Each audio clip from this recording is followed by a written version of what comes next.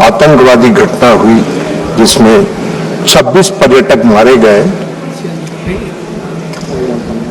उस घटना के बाद जो आतंकवाद के खिलाफ इस देश में निर्णायक ऑपरेशन सिंदूर चलाएगा, उस पर आज चर्चा हो रही। हमने अभी मुख्य विपक्षी दल के श्री गौरव गोगोई जी का भाषण सुना।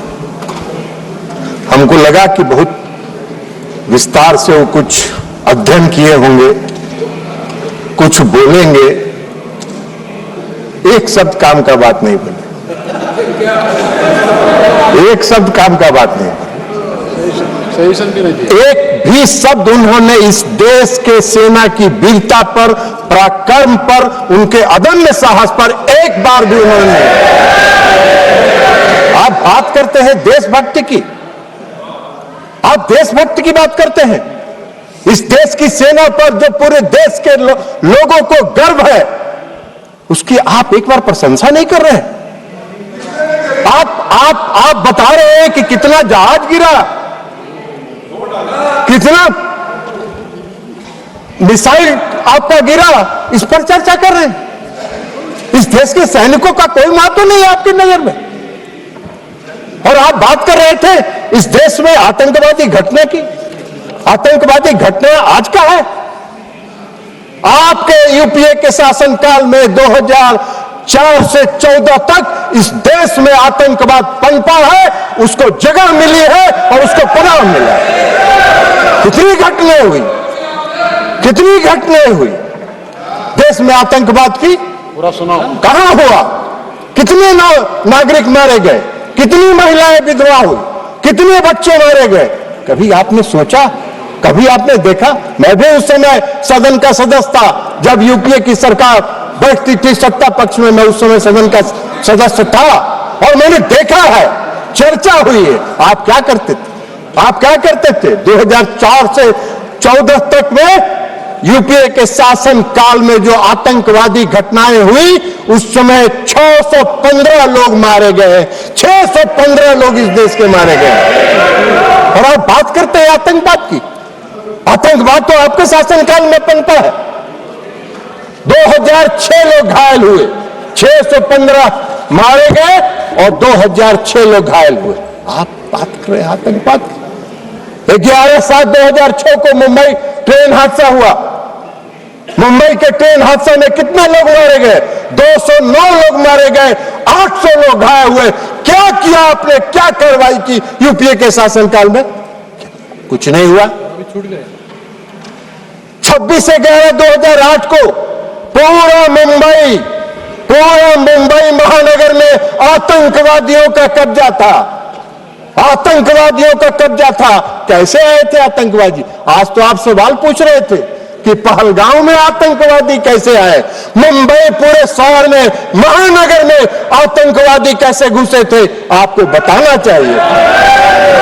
उस आतंकवादी घटना में महाराष्ट्र पुलिस के 2 अधिकारी मारे गए थे, 2 अधिकारी मारे गए। और उस पूरे महानगर के 26/11/2008 की घटना में 175 लोग मारे गए थे, 300 लोग घायल हुए थे। क्या किया आपने? क्या किया आपने? उसमें 29 विदेशी नागरिक भी थे, विदेशी नागरिक थे जो मारे गए थे। उसमें जो बॉम्बे पुलिस के 2 अधिकारी, संयुक्त पुलिस आयुक्त और ज्वाइंट पुलिस कमिश्नर मारे गए थे। क्या किया था? आप घड़ियाली आंसू बहा रहे थे। सदन में चर्चा किया आपने, और सदन में चर्चा करके घड़ियाली आंसू बहा के और उस समय के गृह मंत्री को विदा करके नए गृह मंत्री को बैठा दिया, मुख्यमंत्री को विदा कर दिए और आतंकवाद को पूरे देश में पनपने के लिए आपने जगह देने का काम किया। यही तो काम कर रहे थे आप। आतंकवादी की बात कर रहे हैं।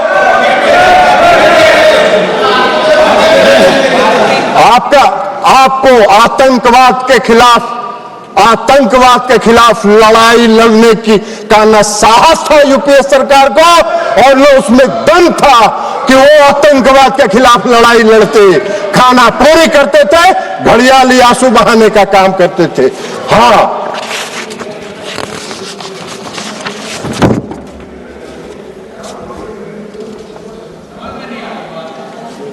और उसको ये बता दें कि उस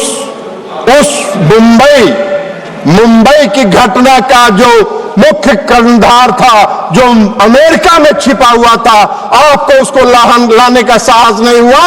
प्रधानमंत्री नरेंद्र मोदी जी ने उसको इस देश में लाके उस पर मुकदमा चलाने का काम किया। आप बात कर रहे हैं?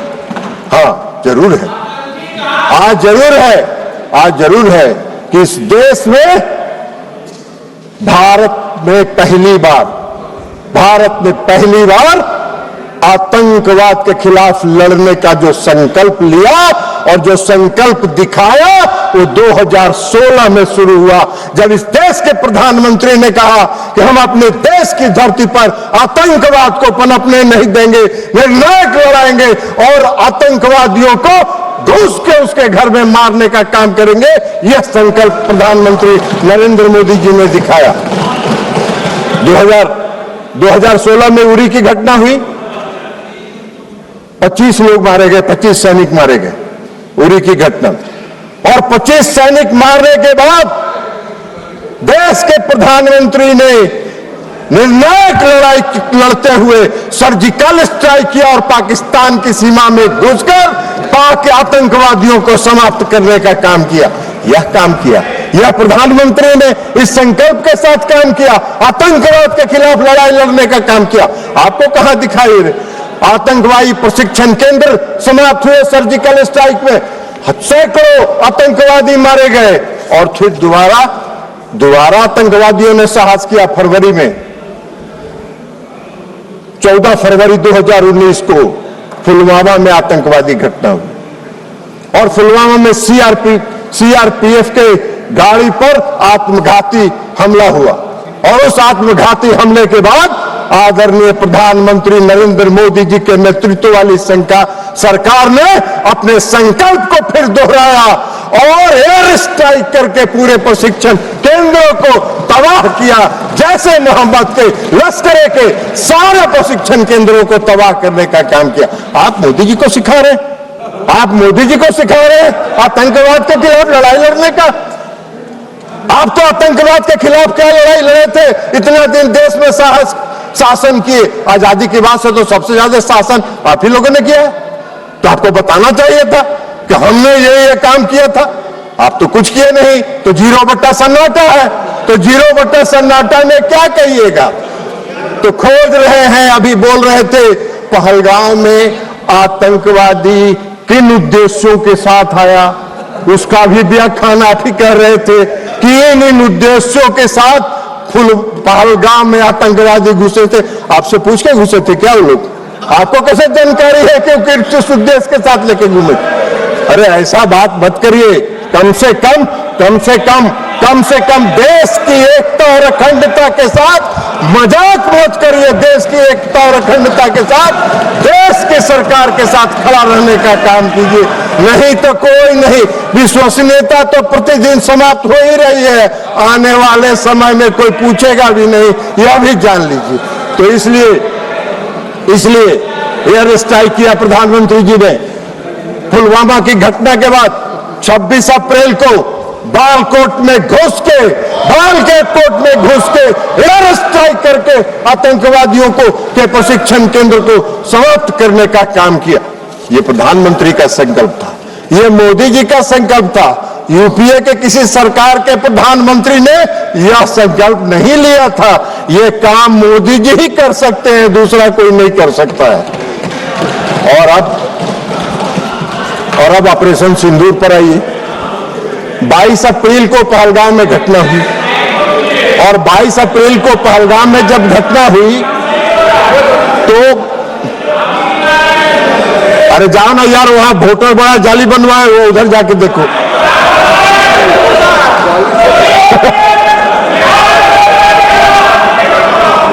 आप भाई सब आप कृपया बैठे मत बात करिए, उनको बोलने दीजिए। आप बैठिए, नहीं आप बैठिएगा, प्लीज आप बैठिएगा।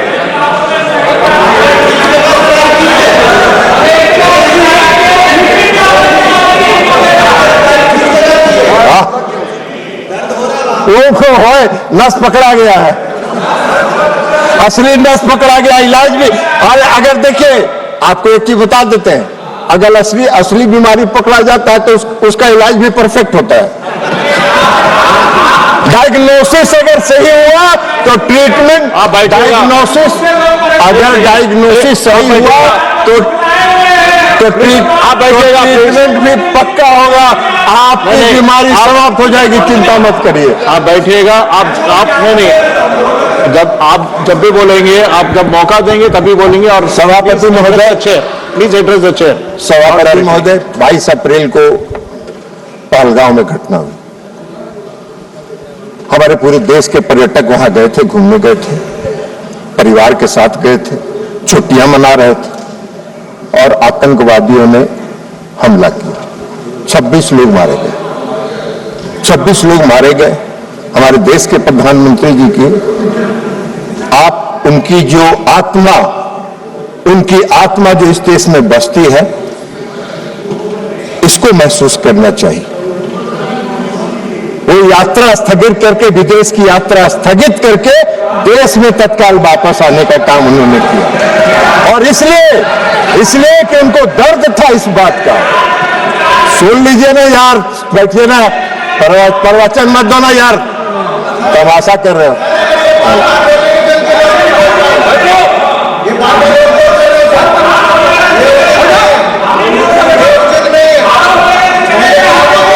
नहीं, आप बैठे बैठे मत बोलिएगा, आप टिप्पणी मत दीजिएगा, आप बैठिएगा। मैं उनको बोलने दीजिए। नहीं, आप जो भी बोले रिकॉर्ड में नहीं आएगा, बैठ जाइए। तो सभापति महोदय, कश्मीर तो वो गए जिनको तफरीह करना था। इस देश के प्रधानमंत्री को एक्ट करना था ना, तो इस देश के प्रधानमंत्री को एक्ट करना था, तो कश्मीर जिनको तफरीह करना जा रहा था वो गए। इन्होंने एक्शन लिया और एक्ट किया, और एक्ट कर जो किया वही तो बात आपको बता रहे हैं। तो इसमें घुसेगा तब ना, ये तो ऊपर से निकल जाता है काम का बात। तो इसलिए 22 अप्रैल को प्रधानमंत्री घटना हुई आए। 24 अप्रैल को प्रधानमंत्री जी, अभी रंजन गोगोई जी कह रहे थे कि चुनाव पर, ये गौरव गोगोई जी कह रहे थे, सॉरी गौरव गोगोई जी कह रहे थे कि चुनाव प्रचार में गए थे। चुनाव प्रचार में नहीं गए थे, अपने को करेक्ट किया कीजिए, बोलिए भी तो करेक्ट करिए। पंचायती राज दिवस था, और पंचायती राज दिवस में हर साल प्रधानमंत्री जी पंचायती राज दिवस में किसी न किसी राज्य में जाकर पंचायत प्रतिनिधियों को संबोधित करते हैं। और 24 अप्रैल को भी प्रधानमंत्री जी बिहार के मधुबनी में पंचायती राज दिवस के दिन गए। लेकिन वहां जाके उन्होंने जो कहा, पहली बार पहलगाम की घटना पर एक शब्द उन्होंने कहा कि घटना से मर्माहत हूं, और इसका जवाब कल्पना से परे पाकिस्तान को मिलेगा, कल्पना से परे पाकिस्तान को मिलेगा। यह एक लाइन में उनकी संकल्प शक्ति का दृष्टिगोचर हो रहा था कि उनके दिमाग में क्या है। और मधुबनी में जो आतंकवाद के खिलाफ लड़ने का उनका संकल्प था, उसमें उन्होंने पहली बार मैंने देखा आज तक 14 से लेकर आज तक में कि प्रधानमंत्री नरेंद्र मोदी जी ने अंग्रेजी में भाषण दिया कुछ देर, और इसलिए दिया कि उन्होंने पूरे दुनिया को विश्व को संदेश दिया कि हम आतंकवाद के आगे झुकने वाले नहीं हैं, आतंकवाद के खिलाफ हम निर्णायक लड़ाई लड़ेंगे। और विश्व को अपनी दृढ़ इच्छा शक्ति का संदेश उन्होंने इसके माध्यम से लिया, और आतंकवाद के खिलाफ लड़ाई का उन्होंने संकल्प लिया।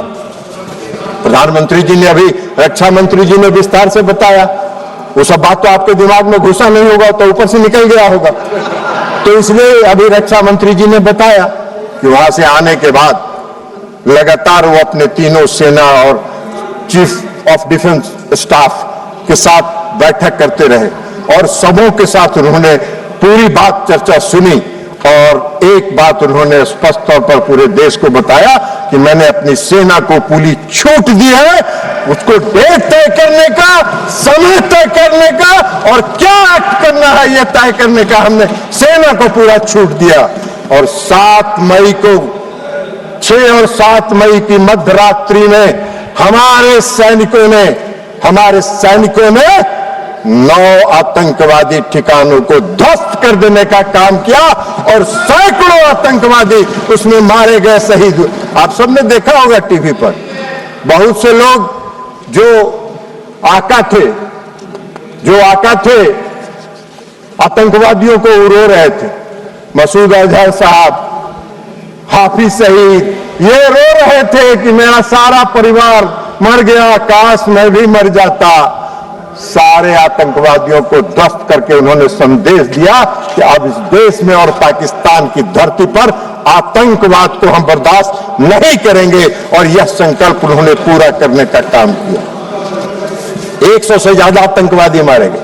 पूरे पाकिस्तान के जो जितने थे सेना प्रमुख से लेकर सब आतंकवादियों के जनाजा में गए, आपने पाकिस्तान का तो एक बार भी आलोचना नहीं की। पाकिस्तान को कंडेम तो आपने, गोगोई जी, एक बार भी आपने नहीं किया कि पाकिस्तान के जो सेना प्रमुख थे वो गए, तो इसलिए आप तो नहीं किए। आप नहीं करिएगा, वो मालूम है आप वोट के लिए राजनीति करते हैं और मोदी जी देश के लिए राजनीति करते हैं, अंतर यहां है। लेकिन जो 6 और 7 मई को जो घटना हुई ऑपरेशन सिंदूर का, पाकिस्तान हक्का बक्का रहा। पाकिस्तान को यह उम्मीद नहीं थी और सबसे बड़ी उपलब्धि थी कि जो 9 प्रशिक्षण शिविर ध्वस्त किए गए, एक भी नागरिक को खरोच तक नहीं आया, पाकिस्तान के किसी नागरिक को खरोच तक नहीं आया। हम लोगों ने देखा जो सैटेलाइट इमेज पर कि जो ध्वस्त प्रशिक्षण शिविर है उसके बाहर पाकिस्तान के लोग वीडियो बना रहे हैं, उसका पूरा वीडियो बना रहे थे और मजे ले रहे थे। ये मोदी जी का कमाल था। एक भी सेना के किसी भी पाकिस्तानी सेना के किसी भी जगह पर उन्होंने हमला नहीं किया, हमारे सैनिकों ने हमला नहीं किया। हमारा संकल्प था, मोदी जी का संकल्प था आतंकवाद के खिलाफ लड़ने का और आतंकवादी प्रशिक्षण शिविर को उन्होंने टारगेट बनाने का काम। उसके बाद जवाब में क्या हुआ? उसके जवाब में रिटेलिएशन में पाकिस्तान ने हमारे सैन्य ठिकानों पर, हमारे एयरबेस पर, हमारे नागरिक जगहों पर, नागरिक स्थलों पर, हमारे जम्मू एंड कश्मीर के यूनिवर्सिटीज पर हमला करने का प्रयास किया, गुरुद्वारे पर हमला करने का प्रयास किया, धार्मिक स्थलों पर हमला करने का प्रयास किया। हमारे देश में निर्मित रक्षा प्रणाली ने उनके जितने मिसाइल थे, हम सब लोगों ने पूरे देश में टीवी पर देखा। आप कितनों भाषण दे दीजिए, आपका कोई असर नहीं होने वाला है। पूरे देश ने देखा। सभापति महोदय, हम लोग दिवाली में बोतल में रॉकेट बम डालते हैं और रॉकेट बम में नीचे से आग लगाते थे और ऊपर जाके वो फटता था तो वो फुलझड़ी की तरह सब गिरता था। उसी तरह पाकिस्तान के जितने मिसाइल थे हवा में फुलझड़ी की तरह ध्वस्त हो गए। ये पूरे देश ने देखने का काम किया। आपको नहीं दिखता है, हम क्या करें? चश्मा लगा लीजिए, चश्मा बदल लीजिए, चश्मा लगा लीजिए, चश्मा बदल लीजिए। लेकिन आपको दिखा नहीं, पूरे देश ने देखा। पूरे देश में तब वाहवाही हो रही थी तो आपको नहीं दिखता है। फुलझड़ी की तरह उड़ गया, कहीं कुछ नहीं, कोई नुकसान नहीं हुआ। पूछ रहे थे गृह रक्षा मंत्री, अरे रक्षा मंत्री जी का पूरा भाषण आप अगर ध्यान से सुनते तो रक्षा मंत्री जी ने बताया कि हमारा कोई हानि नहीं हुआ, हमारा कोई जहाज नहीं गिरा। आप फिर पूछ रहे कितना जहाज गिरा था, कितना जहाज गिरा था, कितना जहाज गिरा था। अरे भाई, तो इसलिए सारे उनके मिसाइल को ध्वस्त कर दिया, हवा में ध्वस्त कर देने का काम किया उन्होंने। और उसके बाद उसके बाद जब भारत ने जवाब देना शुरू किया तो पाकिस्तान की पूरी रडार सिस्टम और रक्षा प्रणाली पर हमला करके उसको लाहौर और गुजरांवाला में सारे सिस्टम को हमारे देश की सेनाओं ने ध्वस्त कर दिया। पाकिस्तान का पूरा रडार और रक्षा प्रणाली ध्वस्त हो गया। उनके कमांड और कंट्रोल को ध्वस्त कर देने का काम किया और 11 एयरबेस को हमारे वायुसेना ने 11 एयरबेस को ध्वस्त कर देने का काम किया।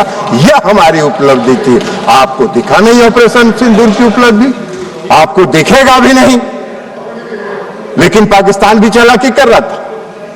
पाकिस्तान ने, आपने देखा होगा, पूरे देश ने देखा कि जब पूरा ऑपरेशन सिंदूर का चल रहा था तो पाकिस्तान अपने नागरिक विमान का भी परिचालन कर रहा था।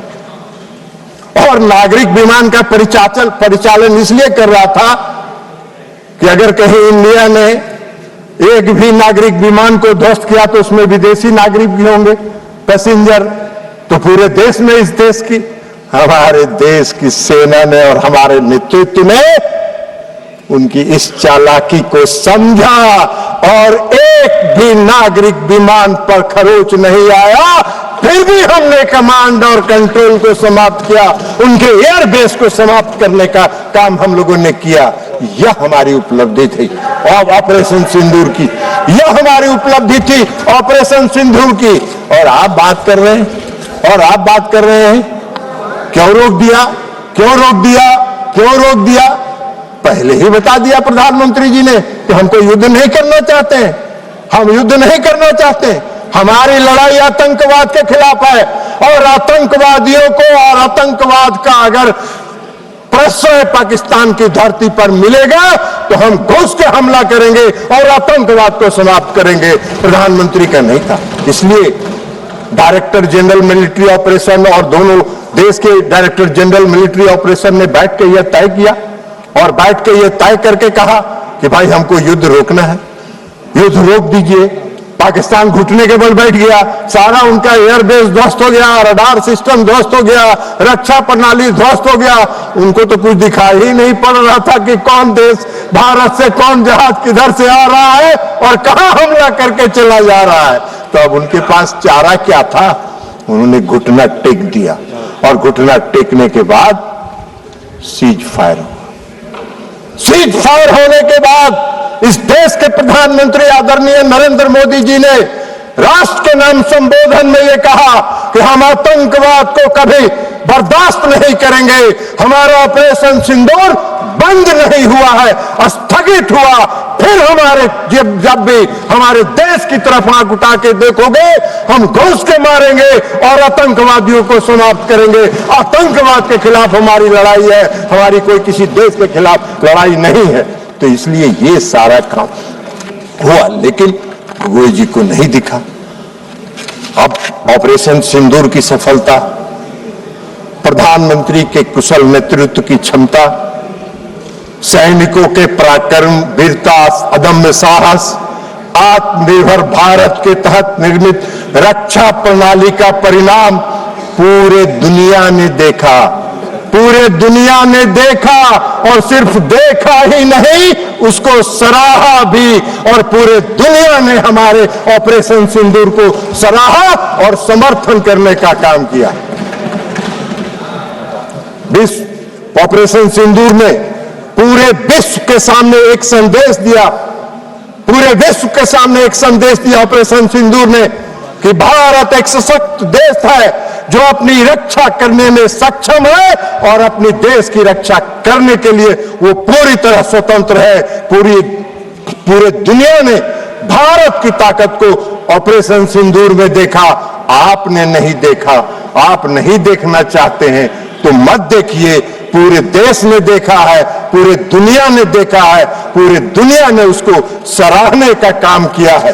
तो इसलिए अब आप बार बार कहते हैं कि भाई अमेरिका के राष्ट्रपति की बात, तो ये माननीय विदेश मंत्री जी यहां बैठे हुए हैं, इन्होंने प्रेस कॉन्फ्रेंस करके बता दिया, प्रेस कॉन्फ्रेंस करके बता दिया प्रेस कॉन्फ्रेंस करके कह दिया कि कोई नहीं हुआ। पूरे देश ने देखा कि ब्रिक्स सम्मेलन में जो आदरणीय प्रधानमंत्री जी कनाडा गए थे, उन्होंने अमेरिकी राष्ट्रपति से जब बात की, उसको उन्होंने क्लेरिफाई कर दिया, यह भी पूरे देश में छापा, उसके बाद भी आपको नहीं है। तो आपका तो दूसरा है, पूरे देश ने जो देखा। लेकिन आप दुर्भाग्य है इस देश का, इस देश की विपक्षी पार्टियों को प्रधानमंत्री और ऑपरेशन सिंदूर की सफलता दिखाई नहीं पड़ती है, जिसको पूरे दुनिया ने देखा और विश्व में देखने का काम किया। आप बार बार कहते हैं प्रधानमंत्री जी बोलते नहीं है, प्रधानमंत्री जी बोलते नहीं है, प्रधानमंत्री जी को बोलना चाहिए। अरे प्रधानमंत्री जी बोलते नहीं है, प्रधानमंत्री जी बोलते नहीं है, प्रधानमंत्री जी एक्ट करते हैं और एक्ट करके अपनी ताकत दिखाते हैं। और ये एक्ट करके उन्होंने, चाहे वो सर्जिकल स्ट्राइक हो, एयर स्ट्राइक हो और ऑपरेशन सिंदूर हो, एक्ट करके उन्होंने पूरी दुनिया को दिखाया कि हम एक्ट करते हैं, बोलते नहीं है। ये आपका काम है, आपका काम है। इसलिए सभापति महोदय जी कि इनके जो विपक्षी पार्टियां हैं और खास करके जो मुख्य विपक्षी पार्टी है, उसका आदर्श गॉवेल्स के बारे में नहीं जानते हैं?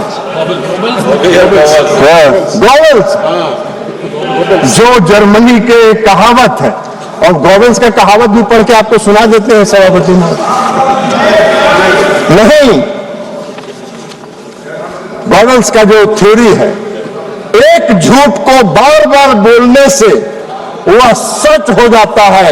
यह एक प्रसिद्ध कहावत है, सुन लीजिए, लेकिन यह सच नहीं है। यह विचार जिसे गोवल की राजनीति या बड़ा झूठ कहा जाता है ना, जी प्रचार मंत्री जो उस पर विश्वास करे, यह ध्यान रखना महत्वपूर्ण है। यह ध्यान रखना महत्वपूर्ण है कि यह एक दुष्प्रचार रणनीति है, न कि सच्चाई। झूठ चाहे कितनी बार दोहरा जाए, सच नहीं बन जाता। आप बार बार दोहराते हैं।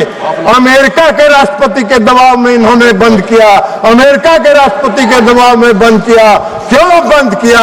ये बार बार झूठ आपके बोलने से सच नहीं होगा। सच यही है कि भारत किसी के दबाव में नहीं आता है। भारत अपना निर्णय स्वयं करता है और भारत उसमें सक्षम है अपना निर्णय स्वयं करने में। तो इसलिए सभापति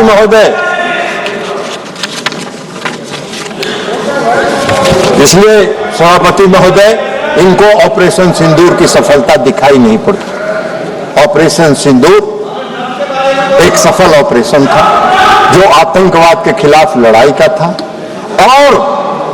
और पूरे दुनिया ने और पूरे देश ने इसको सराहा है, इसको स्वीकार किया है।